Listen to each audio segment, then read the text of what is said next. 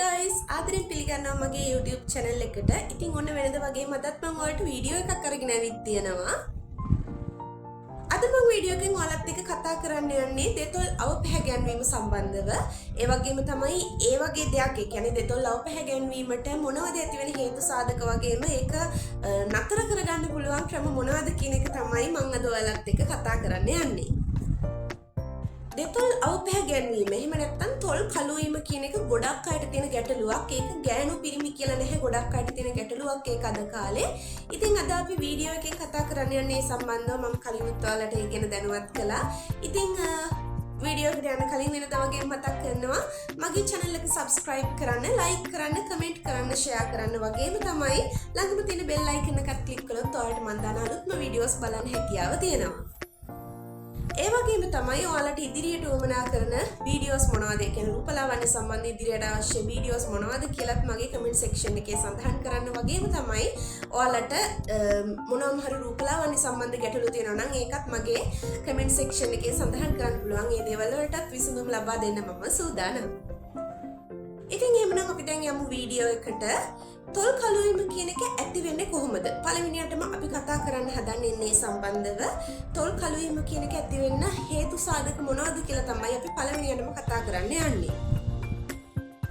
දෙතොල් අවපැහැගැන්වීම එහෙම නැත්නම් තොල් කළු වීමට ප්‍රධාන හේතුවක් විදිහට අපිට ගන්න පුළුවනි අධික විදිහට දුම්පානය කිරීම. ඒක අපි ප්‍රධානම හේතු සාධකයක් විදිහට අපිට ගන්න පුළුවනි.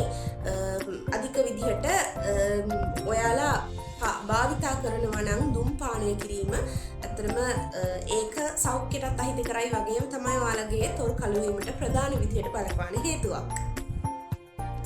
දුම් මැටි වල අඩංගු වෙලා තියෙන නිකොටින් සහ තාර කියන ද්‍රව්‍යයන් දෙක නිසා අපේ තොල් වල තියෙන ස්වභාවික පැහැ නැති වෙලා තොල් අවර්ණ වෙනවා. ඒ කියන්නේ තොල් අඳුරු වර්ණයට හැඩ ගැහෙනවා, තොල් අඳුරු වර්ණය ගන්නවා. ඒ නිසා කවදාවත්ම දුම් මැටි පානය කරන්නත් එපා කියලාත් ඔයාලට ඒකත් ඒ දෙයට ලොකුවට හේතුවක් වෙනවයි කියලාත් ඔයාලට මතක් කරනවා.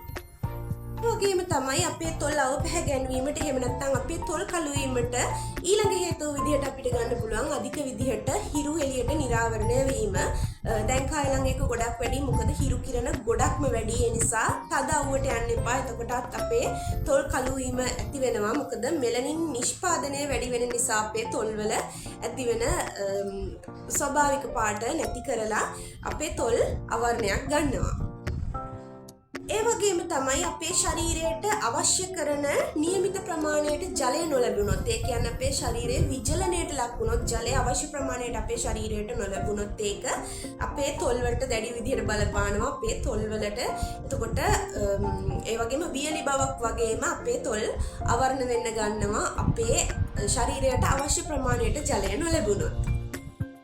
ඒ වගේම තමයි අපේ තොල් අවර්ණ වීමට, ඒ කියන්නේ අපේ තොල් කළු වෙන්න තවත් එක හේතුවක් තමයි විජලනය. ඒ කියන්නේ අපේ ශරීරයට අවශ්‍ය කරන ජලය නොලැබුණොත් ඒකත් එක්තරා හේතුවක් වෙනවා අපේ තොල් වියලීමට සහ ඒ වගේම තමයි වියලි වීමට වගේම තමයි අපේ තොල් අවර්ණ වීමටත් අපේ ශරීරයට අවශ්‍ය කරන ජලය නොලැබීමත් එක්තරා හේතුවක් වෙනවා. ඒ වගේම තමයි අපේ තොල් කළු වෙන්න තවත් එක හේතුවක් තමයි ප්‍රමිතියකින් තොර ආලේපන භාවිතා කිරීම. ප්‍රමිතියකින් තොර ආලේපන කියලා කිව්වහම අපේ මං හැමදාම වගේ කියන ඔයාලට බ්‍රෑන්ඩ් එකෙන් ක්වොලිටි එකක් නැති, ඒ කියන්නේ හොඳ බ්‍රෑන්ඩ් එකක් නොවන දෙයක් කවදාවත් පාවිච්චි කරන්න ගන්න එපා. ලිප්ස්ටික් එකක් ගනිද්දි පවා ඔයාලා අනිවාර්යයෙන්ම හොඳම බ්‍රෑන්ඩ් එකකින් තෝරගන්න. ඒ වගේම තමයි කල්ලිකුත් වෙච්චි ලිප්ස්ටික් භාවිතා කරන්නත් එපා. ඒ දේවල් වලිනුත් අපේ තොල් අඳුරු පාට ගන්නවා. ඒ වගේම ඊළඟ හේතුව විදිහට අපිට ගන්න පුළුවන් ජානමය බලපෑම. ඒ කියන්නේ අපේ දෙමව්පියන්ගේ අපේ පරම්පරාවේ කාගේ හරි තොල් කළු වෙනනම් එන්නේ ඒකත් අපිට ගොඩක් වෙලාවට අපේ තොල් කළු වෙන්න බලපානවා. ඉතින් ජානමය හේතුත් අපේ තොල් කළු වෙන්න ගොඩක් වෙලාවට බලපානවා. අපි දැන් කතා කළේ අපේ තොල් අවපැහැගැන්වීම එහෙම නැත්නම් අපේ තොල් කළු වීමට මොනවද බලපාන හේතු සාධක කියන එක. ඉතින් දැන් අපි කතා කරන්න යන්නේ අපේ තොල් කළු වීම එහෙම නැත්නම් අපේ තොල් අවපැහැගැන්වීම වළක්ව ගන්න අපිට මොනවද කරන්න පුළුවන් කියලා. පළවෙනි දේ තමයි අනිවාර්යයෙන්ම ඔයාලා හොඳට ජලය පානය කරන්න. මම අර කලින් කිව්වා වගේ අපේ විජලනයත් එතකොට අපේ ශරීරයට අවශ්‍ය කරන ජලය අපේ ශරීරයේ නොතිබීම හේතු වෙනොත් අපේ තොල් ගොඩක් වෙලාවට අවපැහැගැන්වෙන්න ගන්නවා. ඉතින් ඒ නිසා හොඳට වතුර බොන්න. අනිවාර්යයෙන්ම මේක තොල් වලට විතරක් නෙවෙයි අපේ ශරීරයේ අභ්‍යන්තරයටත් හොඳයි. ඉතින් ඔයාලගේ රූපය තවත් වැඩි කරන්නත් හොඳයි. ඒ නිසා නිතරම ජලය පානය කරන්න. මොකද එතකොට සමුණත් වියලෙන්නේ නැහැ. ඉතින් හොඳට ජලය පානය කරන්න. දෙවෙනි දේ තමයි හිරු එළියට යනකොට මම අර කලින් කිව්වා වගේ මම කලින් කිව්වා හිරු එළියට යනකොටත් අපේ තොල් පිච්චෙන්න ගන්නවා. ඒ වගේම තමයි හිරු එළියට අපේ මෙලනින් වර්ධනය වෙනවා. එතකොට අපේ තොල් කළු වෙන්න ගන්නවා කියලා. ඉතින් ඔයාලට කරන්න තියෙන්නේ හොඳ ලිප් බාම් එකක් භාවිතා කරන්න. හොඳ ලිප් බාම් එකක් භාවිතා කරද්දී ඒකත් හොඳ බ්‍රෑන්ඩ් එකකින් ගන්න. කිසිම වෙලාවක බ්‍රෑන්ඩ් එකක් ඒ කියන්නේ බාල බ්‍රෑන්ඩ් වලින් ලිප් බාම් එකවත් භාවිතා කරන්න එපා. තොල් ආලේපන ගනිද්දී එහෙම නැත්නම් ලිප් බාම් එකක් උනත් ගනිද්දී SPF අඩංගු තොල් ආලේපන ගන්න. ඒ වගේම තමයි ඔයාලට පුළුවනි ධූමපානය කිරීම නතර කළොත් ඔයාගේ තොල් දෙකේ ස්වභාවික පාට නැවත ලබා ගැනීමේ හැකියාව තියෙනවා. දැන් මම ඔයාලට කියන්න යන්නේ ගෙදරදිම කරගන්න පුළුවන් පුංචි සත්කාරයන් ටිකක්. ඒ කියන්නේ ඔයාගේ ලිප් කලර් එක ඔයාලගේ තොල් අවපැහැගැන්වීම නැති කරලා ඔයාලගේ හරි ලිප් කලර් එක ගන්න. ඒ කියන්නේ හරි ස්වභාවික පාට ගන්න පුළුවන් වෙන විදිය ගෙදරදි කරන්න පුළුවන් පුංචි ට්‍රීට්මන්ට්ස් ටිකක් තමයි දැන් මම ඔයාලට කියලා දෙන්න යන්නේ. ඔයාගේ දෙතොලේ තියෙන අවපැහැගැන්වීම අඩු කරලා ස්වභාවික රෝස පාටක් එහෙම නැත්නම් ස්වභාවික පාට වලට ලබා ගන්න පුළුවන්. මම මේ කියන ට්‍රීට්මන්ට්ස් ටික ගෙදරදි කළොත් මම මේ කියන ටික ගෙදරදි කළොත් ඔයාලට ඒක ලබා ගන්න පුළුවන්කම තියෙනවා. ඒ කියන්නේ තොල් වල තියෙන අවපැහැගැන්වීම නතර කරන්න පුළුවන්කම වගේම ස්වභාවික ලස්සන පාටක් ඔයාලගේ තොල් දෙකට ලබා ගැනීමේ හැකියාවක් තියෙනවා. මම දැන් ඔයාලට කියලා දෙනවා ස්වභාවික සත්කාරයන් 3ක් ගෙදරදි කරගන්න. මේක ස්වභාවික සත්කාරයන් 3ක්. ඉතින් මේක චූටි රහස් 3ක් ඔයාලට පුළුවන් මේක ගෙදරදිම කරලා ඔයාලගේ තොල් වල තියෙන ස්වභාවික පාට ලබා ගන්න. පළවෙනි දේ තමයි ඔයාලගේ තොල් වල තියෙන අවපැහැගැන්වීම නතර කරන්න පුළුවනි මී පැණි සමග සීනි මිශ්‍ර කරලා තොල් ස්ක්‍රබ් කිරීමෙන්. මී පැණි සමග සීනි මිශ්‍ර කරපු ඒ ස්ක්‍රබ් එක තුලින් ඔයාලට පුළුවනි ලබා ගන්න ඔයාලගේ තොල් වල ස්වභාවික පාට. ඒ වගේම තමයි ඔයාලගේ තොල් වල තියෙන මැරුණු සම ඉවත් කරනවා මේ ස්ක්‍රබ් එක මගින්. මේ ස්ක්‍රබ් එක ඔයාලට භාවිතා කරන්න පුළුවනි. ඒ වගේම තමයි මේ ස්ක්‍රබ් එක ඔයාලට විනාඩි 10ක් වගේ භාවිතා කළාම හොඳටම ඇති. ඒකත් ගොඩාක් සීනියට දිය වෙනකන් අනිවාර්යයෙන්ම ඔයාලගේ තොල් දෙක හොඳට ස්ක්‍රබ් කරන්න.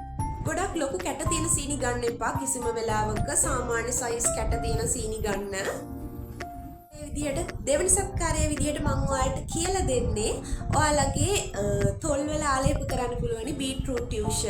බීට්රූට් ටියුෂ ආලේප කිරීමෙන් ඔයාලගේ තොල් දෙක අවර්ණ වෙන්නේ නැතුව ස්වභාවික වර්ණය ලබා ගැනීමේ හැකියාව තියෙනවා. මොකද බීට්රූට් ටියුෂ කියලා කියන්නේ ස්වභාවයෙන්ම රතු පාටයි. ඉතින් ඔයාලගේ තොල් වලට ලස්සන රතු පාටක් එහෙම නැත්නම් ලස්සන රෝස පාටක් ලබා ගැනීමේ හැකියාවක් තියෙනවා ඔයාලගේ තොල් වල බීට්රූට් ටියුෂ ආලේප කිරීමෙන්.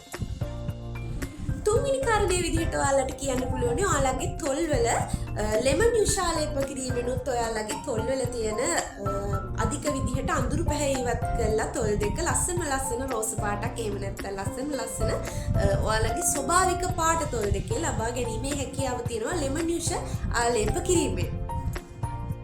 ඉතින් ඔන්න ඔය විදිහට ඔයාලට පුළුවන් ඔයාලගේ තොල් වල තියෙන අඳුරු පාට අයින් කරලා එහෙම නැත්නම් අඳුරු පාට නැති කරලා තොල් වල තියෙන ස්වභාවික පාට එහෙම නැත්නම් තොල් වල තියෙන ස්වභාවික රෝස පාට රතු පාට වගේ ලස්සන පාටක් ඔයාලගේ තොල් වලට ලබා ගැනීමේ හැකියාවක් තියෙනවා. මම මේ කියපු විදිහටම කරලා බලන්න.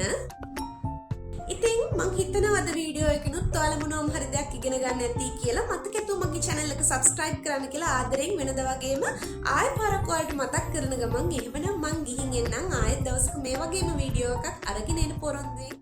එහෙමනම් ගිහින් එන්නම්. bye.